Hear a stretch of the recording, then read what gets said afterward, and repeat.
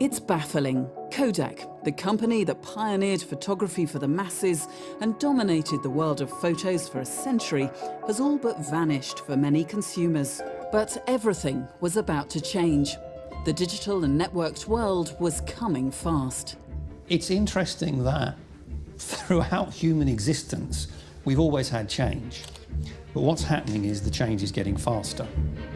And there are various estimates that the pace of change is doubling every 2 years, 3 years, 5 years, and it varies from technology to technology. As early as 1975, Kodak's researchers had pioneered the first digital camera.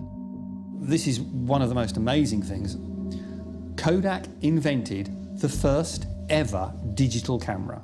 So it wasn't invented by the people who then developed it into mass market, it was developed by Kodak. When the inventors showed their new film-less photography to Kodak executives in 1976, they were puzzled and bemused. The company did file a patent, but then did nothing with the new technology. It simply set it aside. At that point, the digital future seemed very far away, and the Kodak executives returned to the business of selling film.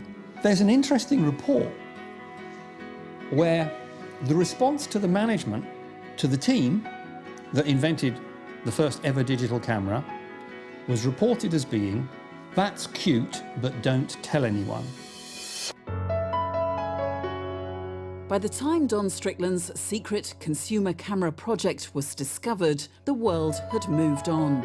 Digital was gaining a rapid foothold everywhere, but the view inside Kodak hadn't changed, and it led to a difficult decision for him. I actually lost sleep over the lack of support and also the negativity around people that did not understand and actively tried to sabotage digital photography. And I lost a lot of sleep trying to figure out what to do. Ultimately, I ended up leaving Kodak. For a company that was founded on disruptive technology itself, it seemed that Kodak had forgotten its roots. That is symptomatic of an organisation that was built on innovation and has stopped listening to the innovators.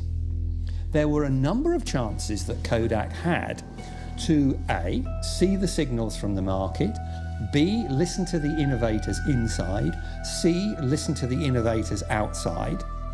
But for some reason, they were utterly determined not to do so. The question remains why and how a company as wealthy and dominant as Kodak could misjudge the photographic world. Why didn't Kodak see this coming? Were its executives asleep at the wheel? Or was this something deeper? Sure, it's Kodak.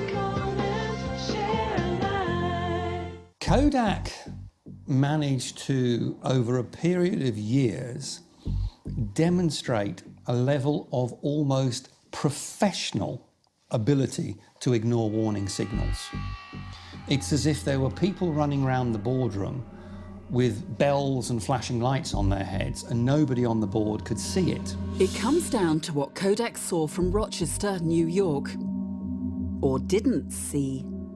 The problem is that all organisations have to look inside to make sure they do what they do as well as they can. They also need to look outside to see what's going on in the market, what competitors are doing and all the rest of it. As organisations become more powerful, more significant in terms of the fact that they are the precursor of that, they stop looking out. And that's when they start believing their own hype. They all say, well, we're number one, therefore we're safe. No, I'm sorry, the message is, if you're number one, the only way is down. And that's what happens.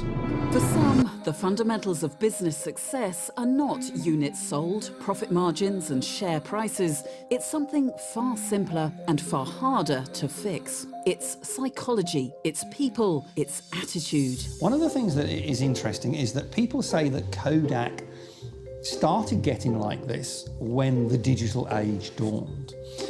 That's not actually true, because I think that Kodak started getting complacent even before then.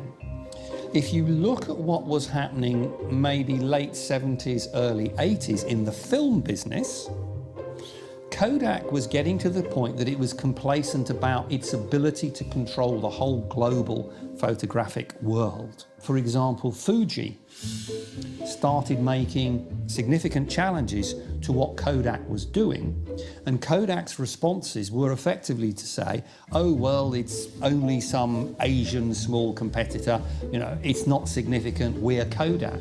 When Don Strickland took his digital camera to Apple, the company was on its knees. Yet today, Apple is the wealthiest company on earth. It demonstrates that to survive, you have to adapt. There are people that say that, you know, organisations have to fail at some point.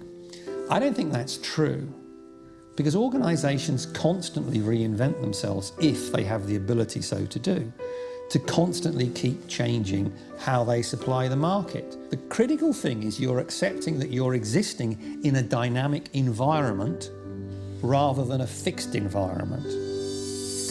The digital revolution was an epoch-making event in technology, and its impact has been far-reaching, altering the very ecosystem companies such as Kodak once thrived in.